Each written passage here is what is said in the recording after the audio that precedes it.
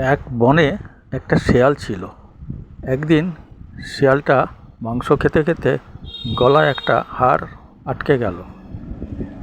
সে তো পড়ল বিপদে। খক খক খক খক খক খক, কোথায় যাই? হাড়টা তো বের করতে হবে, বের হচ্ছে না। খক খক খক, দেখি কাউকে যদি পাই একটু গলায় থেকে হাড়টা বার করে দিল, সাহায্য করবে।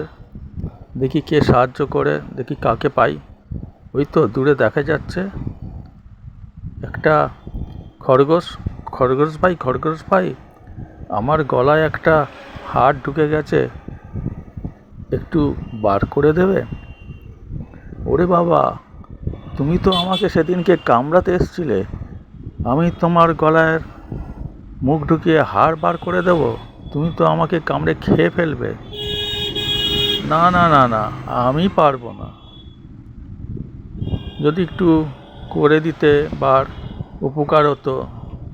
না না, তুমি আমায় কামড়ে খেয়ে ফেলবে, তোমার চালাকি আমি বুঝতে পেরেছি। তা কি করি, দেখি আর কাউকে পাই কি না। ওই তো একজন আসছে মনে হচ্ছে।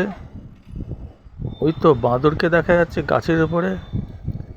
বাঁদরকে বলি তো, বাঁদর ভাই, আমাকে একটা উপকার করো। আমার গলায় একটা মাংসের হাড় আটকে আছে, একটু বার করে দেবে? তাহলে খুব উপকার হয়। উপকার? আমি তো তোমাকে চিনি, তুমি আমাকে এই ছলনা করে কামড়ে খাওয়ার ধান্দা করছো। না ভাই, আমি তোমাকে গলার হাড় বার করে দিতে পারবো না। ও, আমি বুঝতে পেরেছি তোমার চালাকি। তাহলে কি করি, দেখি আর কাকে পাই। সামনে যাই, গলাও ব্যথা করছে।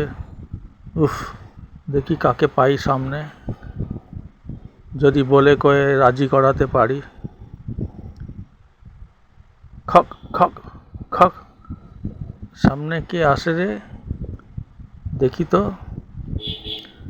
ও, সামনে একটা বক আসছে।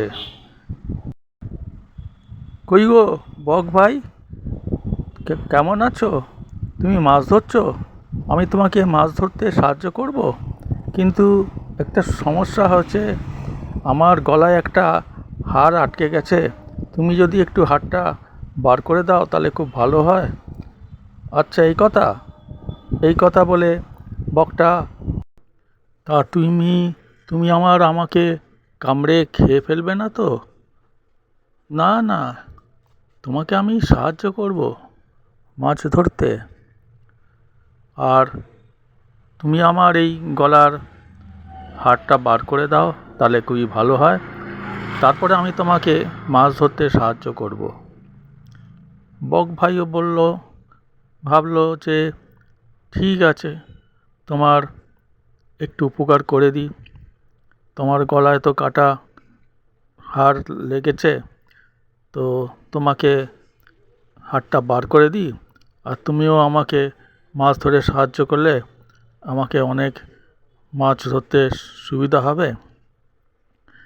তো চলো, তুমি মুখটা হাঁ করো। এই বলে শেয়াল মুখটা হাঁ করলো, আর বক ওর মুখের মধ্যে সরু ঠোঁটটা ঢুকিয়ে অমনি সে তার মাংসের হাড়টা গলার থেকে আটকে গেছিলো যেটা, সেটা বার করে আনলো। আর শেয়ালও অমনি সুস্থ হয়ে গেল।